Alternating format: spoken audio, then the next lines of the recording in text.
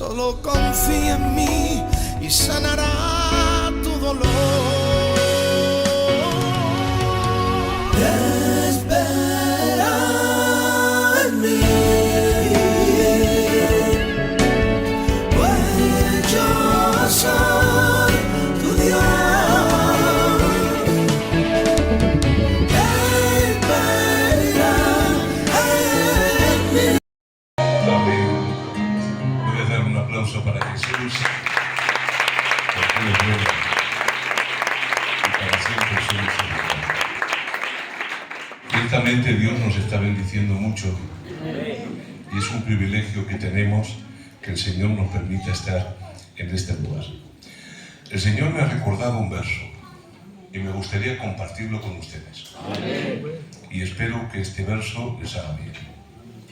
Tenía en casa preparado 3 versos y estaba toda la mañana rogando al Señor: Señor, ¿cuál es el tema que tú quieres para tu pueblo? Y una hora antes del culto, el Señor ha hecho que florezca uno de esos versos en mi corazón. Amén. Y digo, ¿será que quieres este? Amén. Y si os parece bien, lo vamos a compartir. Este tiempo atrás compartí una parte de este tema con los matrimonios y espero que nos haga bien a todos en esta tarde. Libro de Génesis, capítulo 25, verso 19, fijaos lo que dice el Señor.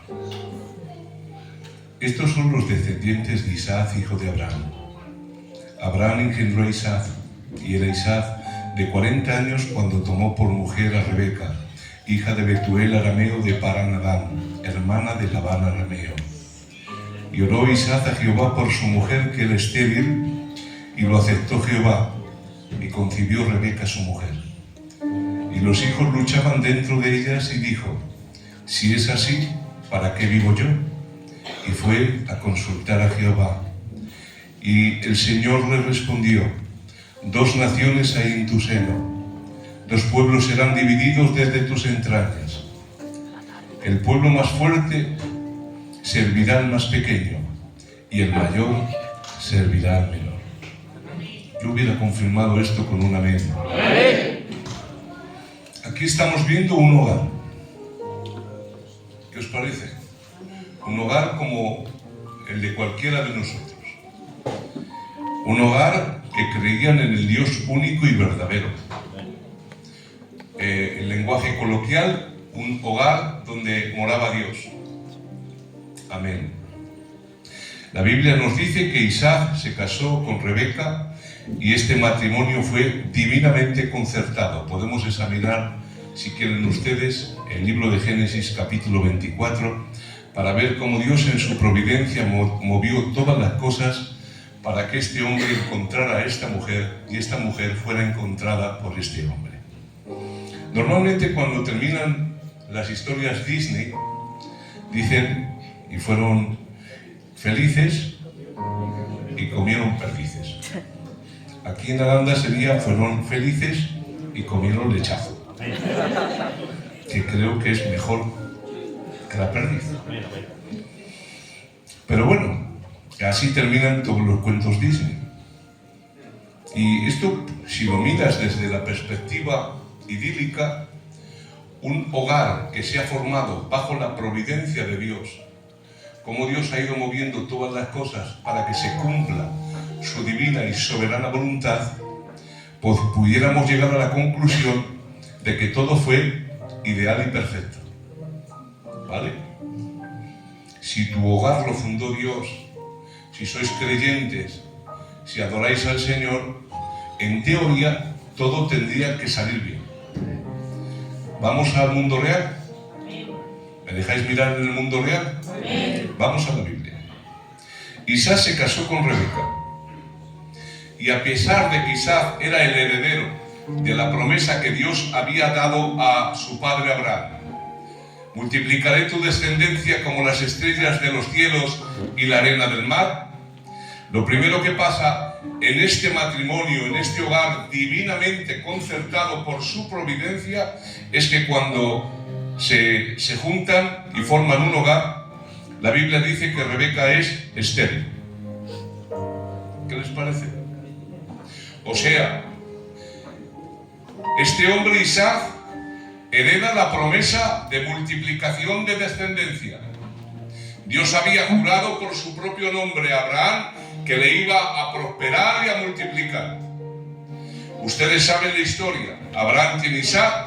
Isaac, cuando se casa, todo movido por Dios, todo dirigido por Dios, todo administrado por Dios, y sin familia 20 años.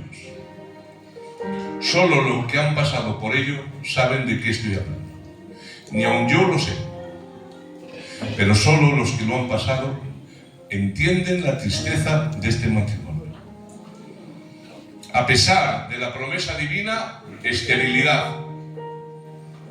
No sé si te sientes identificado, no en esto precisamente, pero sí en el concepto.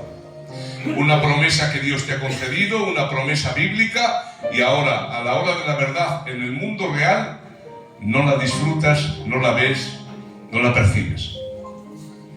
Pongo por ejemplo, Dios te ha dicho en su palabra que si hay algún enfermo, pasen adelante, se orará, los ancianos de la iglesia, y la oración de fe curará o sanará al enfermo. Y tú me puedes decir desde ahí sentado, está muy bien lo que dice la Biblia, pero resulta, pastor, que yo llevo muchos años enfermo, tengo una enfermedad crónica y Dios no me cura. ¿Ves?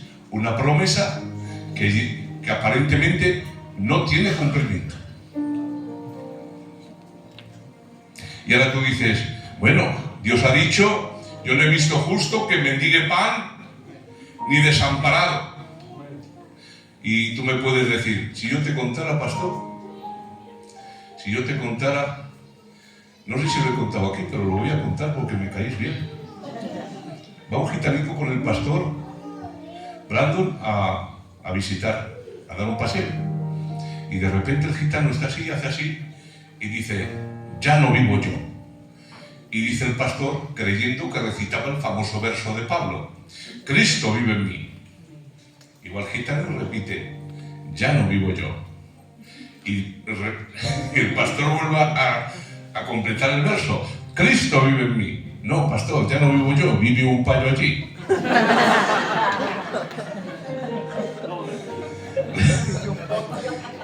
Resulta que al gitanico le habían desahuciado.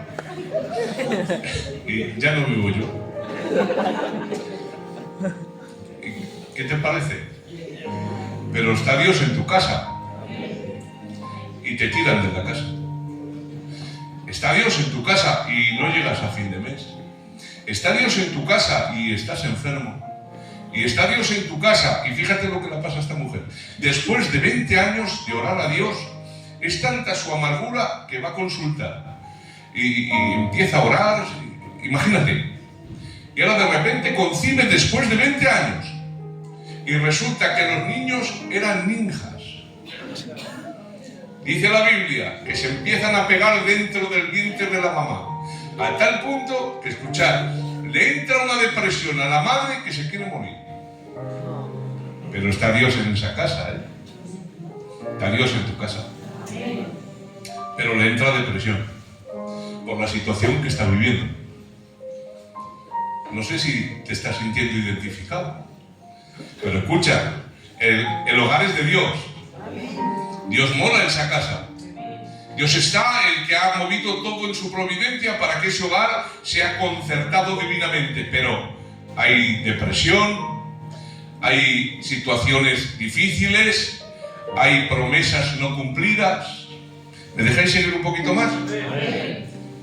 Entonces aquí vemos que los hijos se pelean entre ellos. Ahora imagínate unos papás que ven ya que desde el vientre de la mamá los niños, los hijos, los hermanos tienen conflictos. Vale. Vamos, otro pasaje. Dice la Biblia que pasó este hogar divinamente concertado, que no se te olvide nunca, por una crisis económica gigantesca. Y tú dices, pastor, yo he leído la Biblia y no pone crisis económica. Bueno, te lo traduzco. Vino hambre a la tierra. Normalmente, cuando viene un evento, lo digo con todo el respeto, pues hay que comprarse ropa para el evento. Se casa fulano, el otro, ¿ves? Y a veces hay conflictos, porque yo me quería comprar un traje de 500 euros y no hay dinero. En mi caso es que no hay tallas. ¿Qué vamos a hacer? Pero bueno, no hay dinero para ese traje. La chica dice, yo no tengo ropa. No tiene ropa. Un gitano normal tiene 3 pares de zapatos.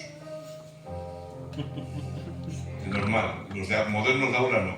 Tiene el para ir a trabajar, uno para el día a diario y el del culto. Y normalmente a veces nos ponemos el del culto, el del diario para el culto.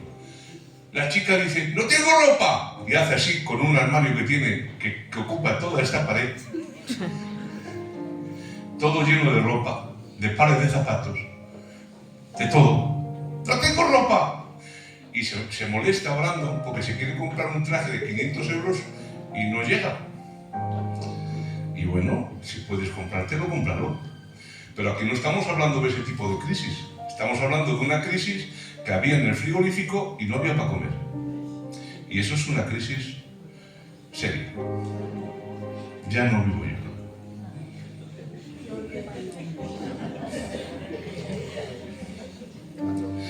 Bueno, pues dices, bueno, tienen problemas económicos, problemas de depresión, los hijos se matan entre ellos, no se cumplen las promesas divinas en este hogar, pero ahora dice, pues bueno, les vendrá bien en la bonaria, dice la Biblia, que tenían problemas con los filisteos porque estos les quitaban los pozos de agua que su papá Abraham había abierto y ellos habían cerrado. O sea, abusaban. Te lo pongo en este ejemplo. Tú tienes un puestecito en un mercado en Soria y de repente viene una familia de Soria y dice, tú no tienes por qué ponerte allí porque esa es mi tierra, y te quitan el puesto bueno porque son ellos 400. Y ahora te llevan, gracias a Dios que te puedes poner, Samuel, gracias, y te llevan al escampado del mercado. Un escampado que no aparcan ni las furgonetas allí. ¿Y qué hace Isaac? Que era creyente. Guarda silencio. Es fuerte esto, ¿eh? Guarda silencio. Bueno, pues las cosas mejorarán con los años. Ahora dice la Biblia que los hijos crecen, José, en el temor de Dios. Los padres se preocupan por educar a sus hijos en el temor de Dios, y ahora resulta que el hijo mayor era un profano que se casa con mujeres inconversas que adoran a demonios. ¿Y ahora qué pasa? Que ese hogar, aparte de los problemas que tienen, que ya son muchos, meten a un demonio dentro de la casa. ¡Hala! Y en vez de tener una nuerica que traiga paz, que traiga bendición, que traiga gloria, dice la Biblia, pueden leerlo, y fue motivo de amargura para Isaac y Rebeca. O sea, que era una raíz de amargura, porque estas mujeres eran mujeres que adoraban a ídolos, a demonios. ¿Qué hace una mujer así metida en un hogar cristiano? El hijo que le sale profano. O sea, tú te matas por el hijo y resulta que el hijo sale profano. Sale inconverso, se casa con una mundana demoníaca. Y ahora dices tú, bueno, no teníamos para comer, nos quitan los mercados, se matan los hermanos, no se cumplen las promesas de Dios, las estamos pasando canutas y encima de eso hay amargura. ¿Qué estás viendo aquí? Problemas entre el matrimonio, problemas con los hijos, problemas entre los hijos, problemas de convivencia, problemas económicos. Pero este hogar es de Dios. A veces, hermanos, nos han vendido un tipo de evangelio que no es real, donde todo aparentemente tiene que salir bien. Y os voy a decir algo: el que nosotros creamos en Dios y que nuestro hogar sea de Dios no va a evitar que tu hogar pase por situaciones difíciles. De hecho, creo que todos ustedes están experimentando la realidad de esta afirmación. Ustedes me podrían invitar a tomar un café y me dirían: Raúl, si tú supieras el problema que tengo, si yo te contara la situación que estoy viviendo, si tú llegaras a entender la amargura en la cual estoy viviendo, tengo que tomar pastillas para dormir por la noche, tengo depresión, tengo una raíz de amargura, mi esposo, mi mujer, mi hijo está enfermo, mira lo que estoy pasando, Señor. Y a veces, lo peor de todo, es que clamo a Dios y Dios nunca me dice nada. No me habla nada Dios. No me dice: hijo, estás pasando este problema por este motivo o por aquel otro. Nada, absolutamente silencio. Y a veces llegamos a un punto donde nuestras emociones humanas llegan al límite de aguante y decimos con desesperación: Señor, ¿por qué permites que esté en el pozo de la desesperación? ¿Por qué permites que esté pasando por esta situación y no te veo por ningún sitio? Pero te tengo que decir lo que he dicho al principio. Este hogar era de Dios. Amén. Y tu hogar, a pesar de todos los problemas, es de Dios. Amén. Dios está en tu casa. Amén. Siempre está en tu casa. Mirad, hermanos, a veces uno de los problemas que tenemos es que no sabemos afrontar las situaciones difíciles que vienen contra nuestros hogares. Parece que simplemente sobrevivimos día a día atados con unos grilletes y nos conformamos a un estilo de vida insatisfactorio. Cuando levantas la mirada, todos son cargas, todos son problemas, todos son choques, todos son frustración, todo es dolor. Entonces llega un momento en el cual llega la resignación. Y la resignación, como cualquier tipo de droga, duerme a la gente, duerme a la conciencia.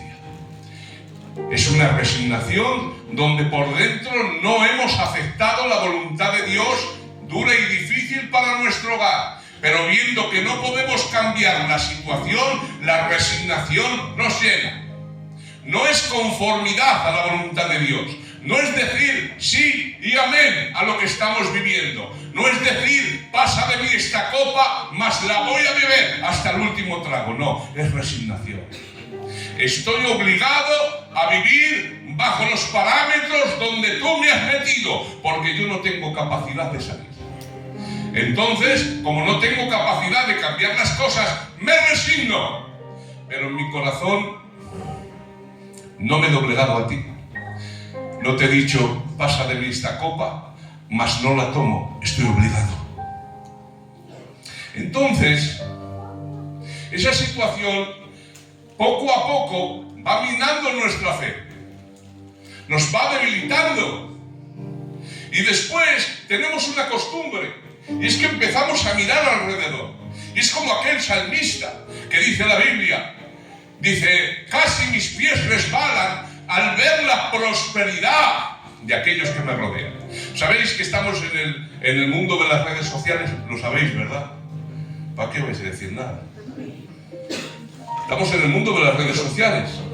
Todo lo que hacemos pasa a los estados, a muchos lugares. No sé si lo saben, para que una niña suba una foto al TikTok, antes ha desechado 28.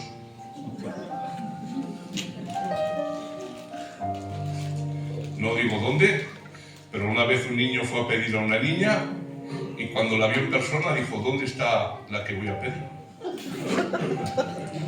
Todo eran filtros. Un filtro más y purificas el agua del mar.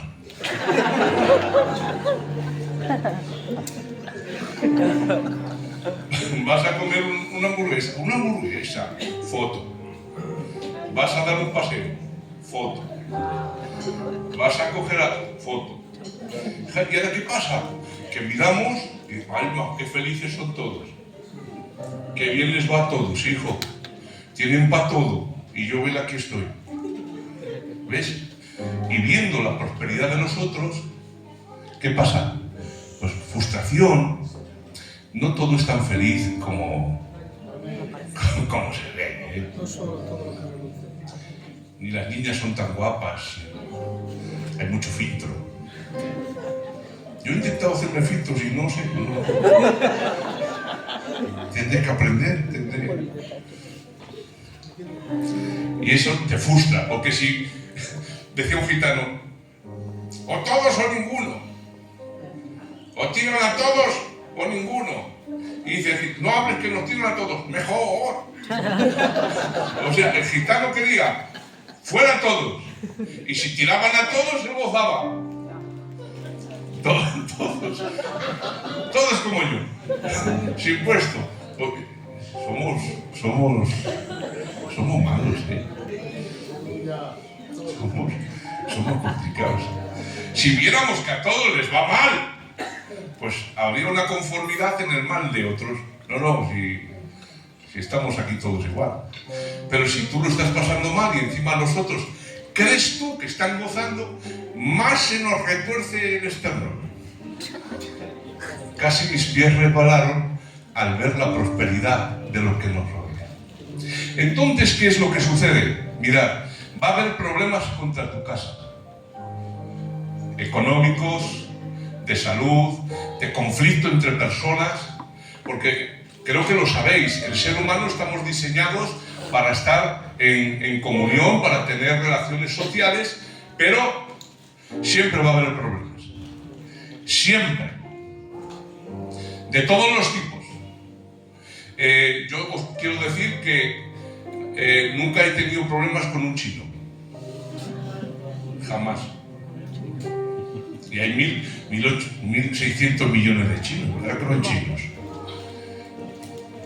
¿Y por qué nunca he tenido problemas con un chino? Porque no trato con ellos. ¿Ves qué sencillo? Jamás voy a tener problemas con personas con las que no trato. Pero mira. Haces así, cuando tienes frío, ¿y qué pasa? ¿Qué pasa? Da calor. Porque ustedes saben que hay un principio que dice que la energía ni se crea ni se destruye, solo se transforma. Entonces la energía cinética se transforma en energía calorífica. Y cuando hay roce, hay fricción. Tú jamás vas a tener un problema con una persona con la cual no interactúas, pero con las personas que interactúas vas a tener problemas. Vas a tener problemas con gente del culto. ¿O qué te piensas? ¿Que aquí todos somos santos con el arito en la aureola? Vas a tener problemas con ellos. Vas a tener problemas con tu mujer y con tu marido. A veces a cara de perro. Vas a tener problemas con tus hijos. Va a haber problemas entre los hijos. Va a haber problemas, pues ¿qué te digo yo? Entre los hijos y el padre y la madre. ¿O no lo estás viviendo? Porque las relaciones siempre van a generar conflictos. ¿Y qué es lo que pasa? Que cuando viene el conflicto, lo importante realmente no es lo que sucede, sino cómo enfocamos esa situación.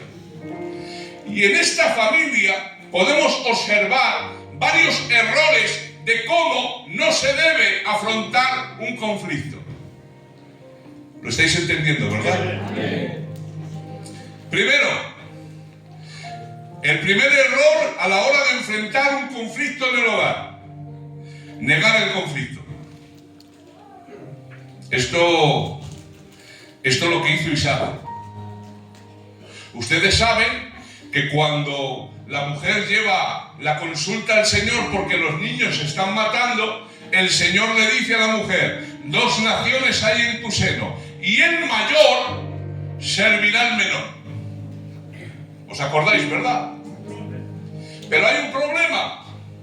Es que cuando los niños nacen, Esaú, dice la Biblia, era velludo como una pelliza. Te lo traduzco. Parecía un mono. Y encima cazador. Y encima de estos que van por las montañas. Un yeti. Y ahora échate las cuentas del viejo Isaac. Estamos en tierra extranjera. Somos pocos. El que yo dé la bendición va a liderar la familia. ¿Y quién mejor que este? un cazador midiendo 2 metros, peludo como un mono, porque el otro era delicado y de tiendas. Ahí sentado, ahí puesto. ¿Cómo voy a dejar la bendición a este? Ahora, fijaos el conflicto. La cultura estaba a favor de Isaac, que decía que había que bendecir al primogénito. Pero la voluntad de Dios está en contra de la cultura. ¿Qué tenía que haber hecho Isaac? Pues muy sencillo. Dios quiere que bendiga al menor, rompiendo los parámetros que yo tengo de opinión y lo que hay como costumbre. ¿Qué hace Isaac? Se hace el loco. Mira, vete a cazar, hijo, que ya soy viejo, y cuando me des de comer, yo te bendigo. Y ahora le preguntas a Isaac, pero oye, ¿por qué haces esto? Estás generando un problema. ¿Y sabes qué dice Isaac? Aquí no hay problema. Toda la tierra entiende que yo tengo que bendecir ¿a quién? Al mayor. ¿Qué problema hay?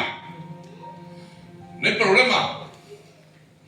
¿Y qué pasa? El problema no existe porque no es un problema. Y cuando Isaac hace como que no es un problema lo que hay en la casa, ¿sabes lo que sucede? Una ruina. Porque su mujer ve que va a bendecir a aquel a quien Dios no quiere que bendiga. Y hacen una trama. Ustedes lo saben.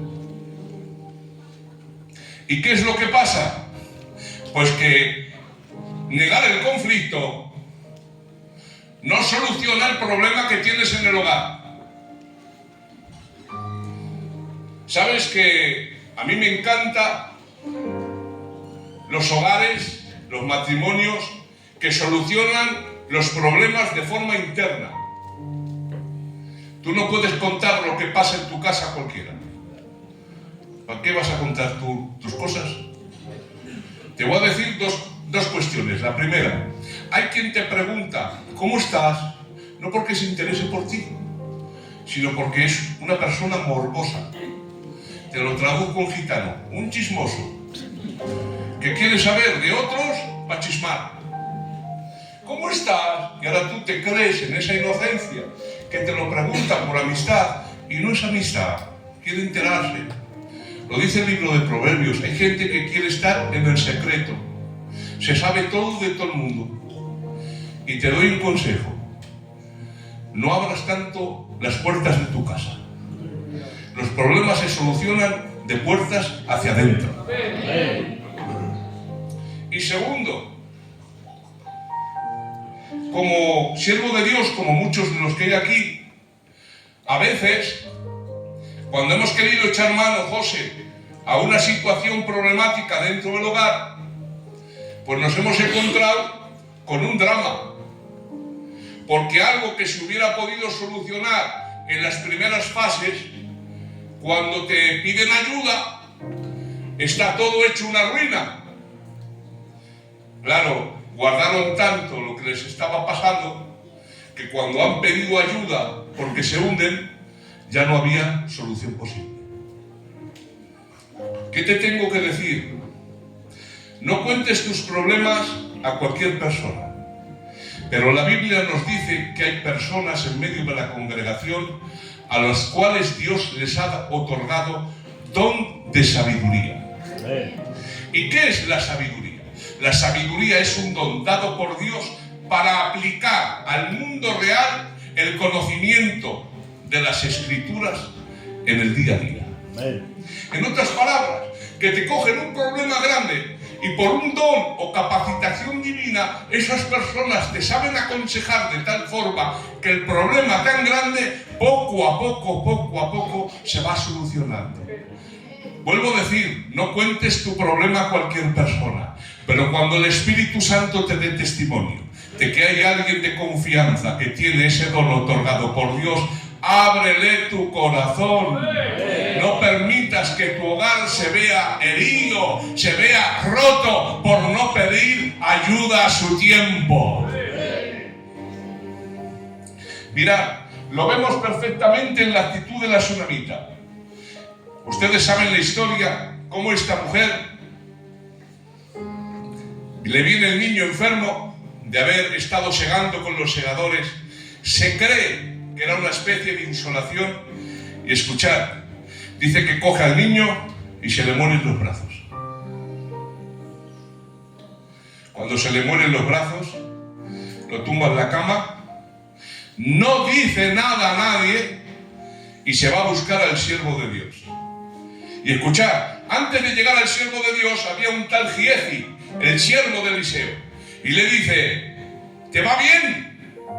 ¿Te va bien a tu marido y a tu hijo? Y escuchar la respuesta de esta mujer: todo bien. Pero hombre, ¿por qué dices eso? Si acabas de dejar a tu hijo en la cama. Porque Giezi no tiene la solución de lo que yo necesito. Pero escuchad, cuando ve al siervo de Dios, al profeta, dice: y se tiró a los pies del profeta y empezó a llorar con grande lloro. Giezi la quería quitar y Eliseo la dice: déjala, en gran amargura de espíritu está y Dios no me ha revelado el motivo. Ustedes saben la historia, cómo esta mujer le cuenta lo que ha pasado y cómo Eliseo llegó a su casa para darle de nuevo al niño resucitado. Mirad, hermanos, no cuentes lo que está pasando en tu casa a cualquiera, pero cuando Dios ponga una persona en tu corazón donde veas el don y la capacitación divina para poder ayudarte, abre tu corazón, hermanos. No está bien que lleves arrastrando el problema durante tanto tiempo y permitas que la amargura te vaya hundiendo. Aún hay solución en la presencia del Señor.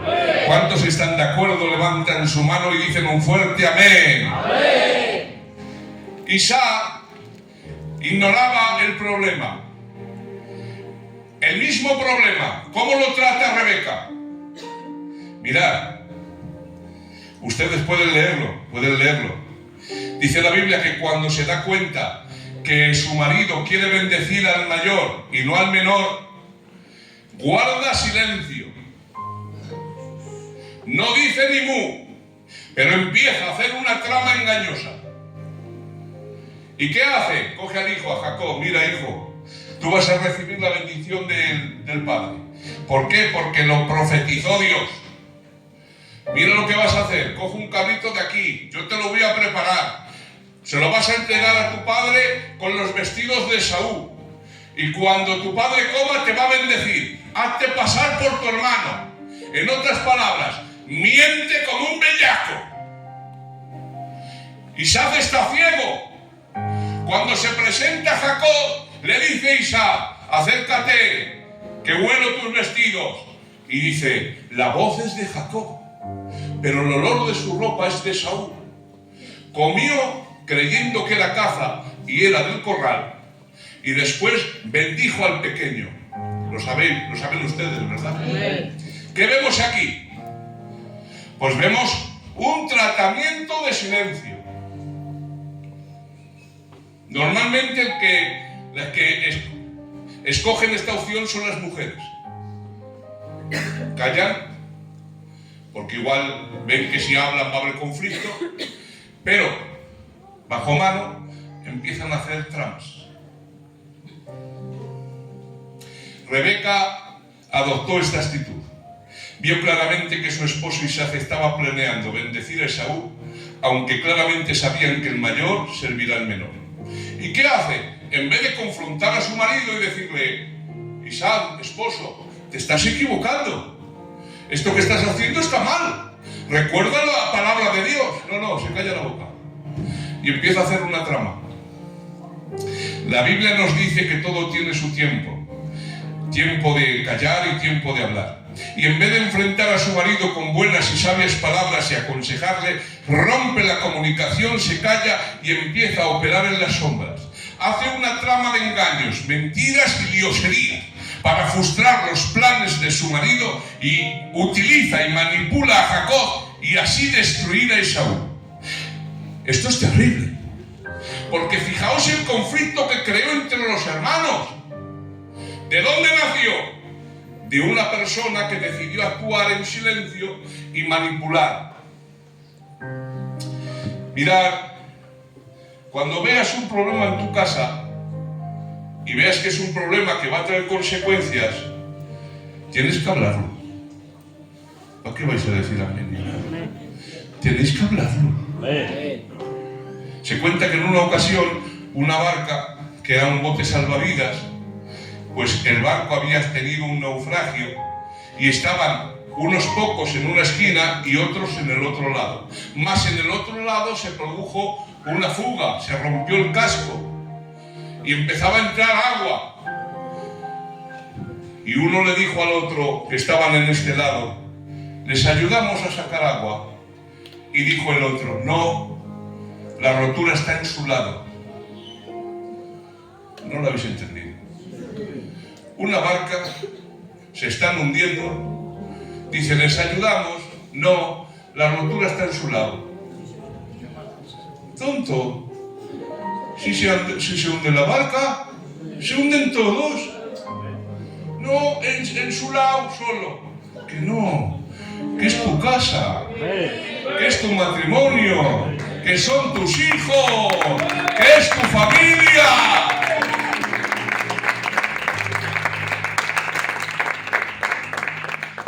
Entonces, ¿qué hacen? Pues empiezan a refugiar en cosas, en el trabajo, en la televisión, en las redes sociales, porque cualquier cosa es mejor antes que afrontar la realidad. Y es como esconder la basura debajo de la alfombra. Y cuando esconde la basura debajo de la alfombra, hay un momento que la alfombra ya no tiene capacidad y todo va a explotar por algún sitio. ¿Para qué vais a decir amén? Tenemos que remar o intentar remar todos en la misma dirección. Te vuelvo a decir un concepto. Tu casa es de Dios. Y tienes que poner todo de tu parte para que tu hogar, tu casa, tu familia sea bendecido. Os voy a decir algo. Aunque en vuestro hogar, en mi hogar está Dios, tienes que trabajar e invertir en ello. Os cuento una cosa, os vais a sorprender, ¿me dejáis? Sí. Un hombre, el coro va a saber de qué hablo. Cuando estaba mozo, tenía literalmente una habitación grande para un estudio de música, para grabar no sé cuántos teclados, no sé cuántas máquinas, ordenadores, todo dedicado para la música, era su hobby. Cuando se comprometió para casarse, ¿sabéis lo primero que hizo? Vender todo. Y sus amigos le dijeron, ¿pero por qué? ¿Por qué lo vendes? Muy sencillo. No podía invertir tanto tiempo como invertía cuando estaba soltero, ahora que se tenía que casar. El hogar es una inversión continua. Tú no puedes dejar las cosas que naveguen por su albur. Tienes que invertir mucho tiempo, muchos recursos, muchos corajes. ¿Sabes para qué, Mariano? Para que después de mucha inversión veas un poco de fruto. ¿Me dejáis ahora hablar a los jóvenes? Dice la Biblia que Dios tiene longanimidad. Y alguien me preguntó una vez, pastor, ¿y qué es longanimidad? Digo, te lo traduzco en un minuto. La longanimidad es eso que hace la madre al hijo. Niño, con 5 años, no hagas esto. A los 7, niño, no hagas esto. A los 15, niño, no hagas esto. A los 30, niño, no hagas esto. A los 50, niño, no hagas esto. A los 60, niño, no hagas esto. ¿Cómo harán las madres que están toda la vida hablando las cosas que saben que es para nuestro bien? Porque llega un momento en que, digo yo, te lo he dicho 2 veces, búscate la vida, pero pero tú no puedes hacer eso en tu casa. No puedes soltarte, no puedes rendirte. Tienes que ser como esa madre que con 80 años todavía está hablando el hijo y dándole buenos consejos. Eso es longanimidad, largueza de ánimo, seguir luchando sin rendirnos por nuestra casa. Y termino con esto. Tercer problema que veo en este hogar. Hemos visto lo que hizo papá, lo que hizo mamá, y ahora vemos lo que hace Esaú. A Esaú, aunque era profano y mundano, le correspondía por herencia la primogenitura. Pero escuchad, el padre le quiere bendecir, pero la mamá y el hermano hacen una trama que le roban la primogenitura aparentemente.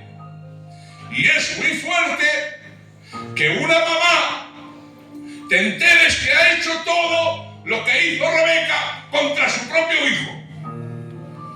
¿Cómo asimilas eso? Te lo traduzco. Que lo haga un filisteo, mi mamá, mi hermano. Cuando se entera Esaú, dice: llegarán los días del luto de mi padre, y cuando se cumpla el luto de mi padre, yo a Jacob lo mato. ¿Y ahora qué tiene que hacer Jacob? Huir durante más de 20 años donde su tío Labán. Esaú culpó de todo lo que le había pasado a Jacob. Pero os puedo hacer una pregunta. ¿Por qué pasó esto? Toda la culpa la tenía Jacob. ¿Pecó Jacob ciertamente contra Esaú? Sí. ¿Tenía Esaú razón para enojarse? Sí. ¿Tenía Esaú derecho a aborrecer y guardar rencor a Jacob? El libro de Hebreos asegura que no. Señala esta amargura como un pecado tan perjudicial para Esaú que no pudo alcanzar la gracia de Dios ni ocasión para el arrepentimiento. Mirad bien, no sea que os nazca alguna raíz de amargura. ¿Os acordáis de ese verso, verdad? Y que por ella muchos sean traspasados. ¿Y qué es lo que pasa? Que para Esaú, el culpable de todo era Jacob. Pero resulta que Esaú no vio su propio problema. ¿Y qué problema tuvo? Pues que cuando tuvo hambre y estaba frustrado por no comer, cambió las bendiciones de Dios por una satisfacción momentánea. Y le dijo: te vendo la primogenitura por un plato de lentejas. Y escuchad, la primogenitura no se podía romper. La responsabilidad ante Dios con las bendiciones que venían adosadas. Es como una moneda, dos partes de ella. Y Esaú pensó que podía vender la responsabilidad, pero quedarse con la bendición, y no se dio cuenta que cuando pasó de la responsabilidad, tampoco obtuvo la bendición. ¿De quién fue culpa eso? De Jacob, del mismo Esaú. En otras palabras, que lo que vemos aquí, en este pasaje, es el resultado de las decisiones de Esaú mismo. ¿Pero a quién culpaba a Jacob? Esaú a Jacob. Mirad lo que os voy a decir. ¿Quién vendió a José? ¿Quién mató a Abel? ¿Quién traicionó a Esaú? Los hermanos estaban fastidiados, Duele mucho que alguien que te quiere haga algo así. Pero el problema de Saúl no fue enfadarse ni airarse. El problema vino cuando guardó rencor en el corazón. El libro de Efesios dice, capítulo 4, airaros pero no pequéis, no se ponga el sol sobre vuestro enojo, no des lugar al diablo. El diablo es muy malo y va a utilizar tus sentimientos encontrados para hacerte daño de todas las formas posibles. El conflicto sin solucionar tiene una secuencia muy clara. La ofensa produce enojo, el enojo produce una herida, la herida produce resentimiento, el resentimiento produce amargura, la amargura produce aislamiento.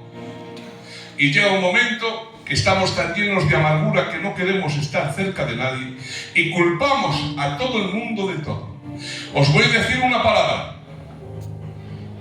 Esaú durante toda su vida guardó rencor a Jacob. Tanto es así que 400 años después los descendientes de Esaú todavía odiaban a los descendientes de Jacob. Dice la Biblia, guardaron rencor perpetuo los edomitas. Pero si os dais cuenta, no solamente engañaron a Esaú. ¿A quién engañaron también? Rebeca y Jacob. ¿A quién? A Isaac. ¿Y cómo respondió Isaac? Rompió ese círculo vicioso. Isaac no guardó rencor, ni amargura, ni a Rebeca, ni a Jacob. Os voy a decir una palabra y termino con esto. Tienes que empezar a aceptar los errores de otros. Tienes que empezar a perdonar. Y tienes que seguir hacia adelante. Porque uno de los problemas más grandes que hemos tenido es que hemos idealizado mucho la iglesia. Yo ya no voy a la iglesia. ¿Por qué? ¿Por qué no vas a la iglesia? Porque fulano dijo esto o hizo aquello. O sea, les ves en el Mercadona, les ves en la calle, les ves en el mercado, te tomas un café con ellos en el bar y no vienes al culto porque hace 3 años dijo o hizo algo que te hizo mal. Y hago una pregunta, ¿quién sale perdiendo? ¿Quién sale perdiendo? La iglesia no somos santos super espirituales. Los sanos no tienen necesidad de médico, solo los enfermos. ¿Sabes lo que estáis viendo aquí? Un hospital. Uno está esmancullado, otro escalabrado, otro anda cojo, otro tiene el brazo en cabestrillo. Que aquí no hay nadie sano. Que todos somos pecadores. Que todos necesitamos la gracia de Dios. No ha llamado Dios a los sabios, sino a los necios. No ha llamado Dios al fuerte, sino al débil. No ha llamado Dios al grande, sino al pequeño. ¿Quién estamos aquí? Pues los pequeñicos, los que no somos sabios, los que no podemos. Por eso dijo Pablo una verdad, porque Dios ha depositado este tesoro en vasos de barro, para que la excelencia del poder no sea nuestra, sino de Dios. Amén. ¿Qué poder más grande es este? Que siendo como somos, llenos de defectos, sin embargo su gloria está en medio de su pueblo. Os voy a decir una verdad y con esto termino. No hay cosa en esta tierra más hermosa que la iglesia de Jesucristo. Con nuestras faltas, con nuestros errores, con nuestras carencias, pero no estás viendo la mano de Dios. Perdona. ¿Me dejáis decir esta frase? Mereces ser feliz, hombre. Así, te lo digo. ¿Tú sabes lo que es venir siempre con una raíz de amargura, José, aquí, arrastrando y mirando como con cara de sospecha? Y mira aquel, y mira el otro, mira la cara de ese como cartonado, mira aquel. Pero ¿tú sabes lo que es eso? A venir delante del Señor con el corazón limpio y diciendo, Señor, aquí estoy con necesidad de tu misericordia. Pues damos ese aplauso para el Señor. Le damos gracias por este consejo de las Escrituras.